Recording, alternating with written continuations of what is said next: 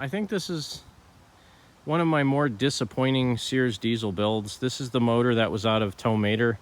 And honestly, I always thought the transmission and tow mater needed to be overdriven or something, because I had to rev this motor up really high to get it to move most of the time.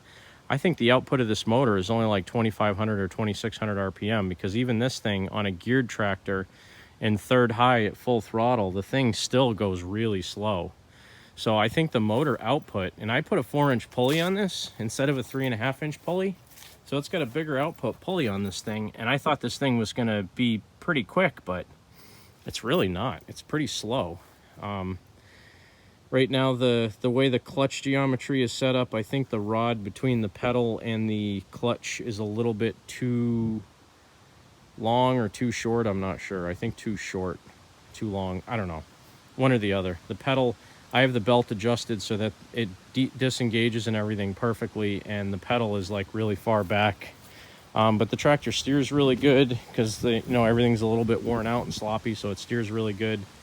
The tires on the back have zero traction. They're like, this is my favorite tread, old school tractor tire on these old garden tractors. They're Goodyear Terra Tracks, or Terra Tire, I forget what they are. Goodyear Terra Tire, tubeless, 23/850/12. So I have a pair of these in 1050s as well, off of a Boland, so I'm not sure what these came off, maybe a Boland's. But they just have no grip.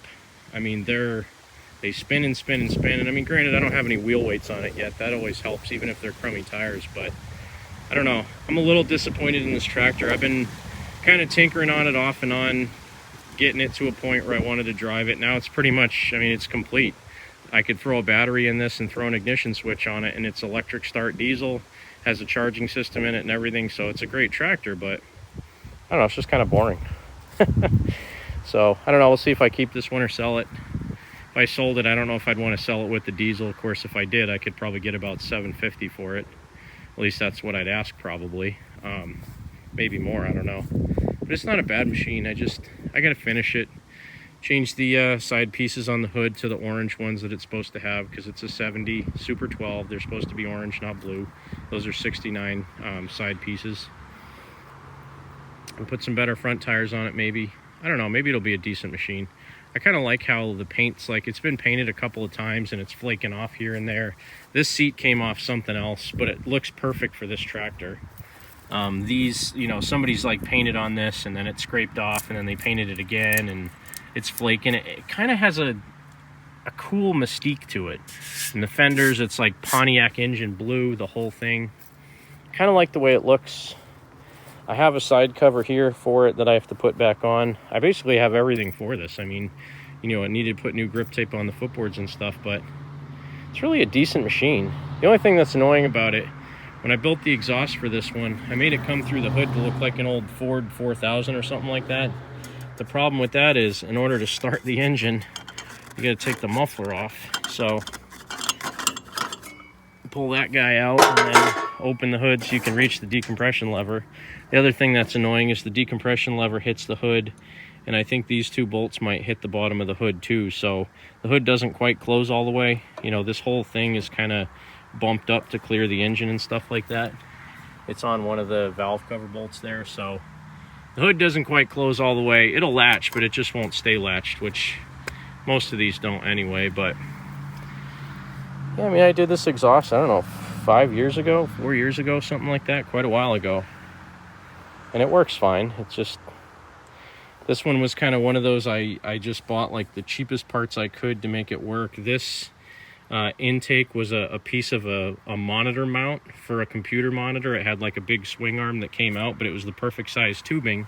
So I basically just welded a piece right onto the back of the factory air cleaner, welded a piece on an angle, and then put a 245-degree pieces welded together to go into the intake, and that uses the factory air cleaner. This is a coolant overflow tank that I bought off eBay for like $8. This is the factory exhaust piece with a 1-inch elbow welded on, piece of 1-inch pipe into just a slash cut piece of pipe that I welded up and bent up, and then that goes right into the muffler. So it's about as simple as you can get on one of these things. And SS16 battery tray like I always do. It works great. Just, I don't know if it's I don't know, it's kind of a little bit on the boring side, but it's not a bad machine. we'll see if I keep it or what I do with it. But that's it, just a short update. Well, I fixed the clutch spring on this guy, put a brand new drive belt on it because the one that was on here was too short and about to break. And I got it running. We're about to take a burn on the 1969 Father's Day special Sears Suburban 12. It'll be a first for me since I bought it. Ooh, seat squishy. There she goes.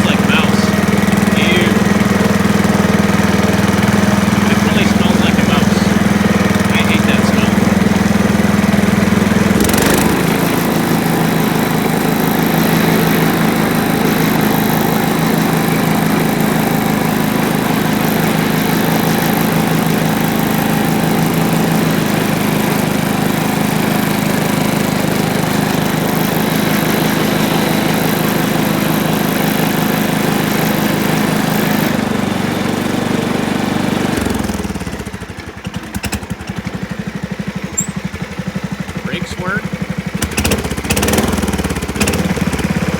Throttle's really responsive. Motor runs great. I'm pretty happy with this one. It runs really good. One of the best ones I have. Original headlights. Taillight even works. Look at that. Wow. Nice. I think the charging system on this one works too. I'm super happy. So that's 2 fixed today. I got the 70 SS12, new drive belt on that, took it out for a burn, and this guy, I'm a happy dude. Yippee.